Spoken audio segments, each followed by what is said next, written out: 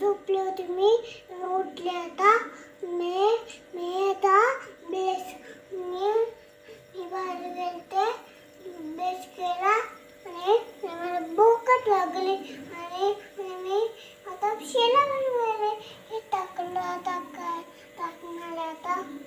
मिरची टाकली मी कोबी टाकले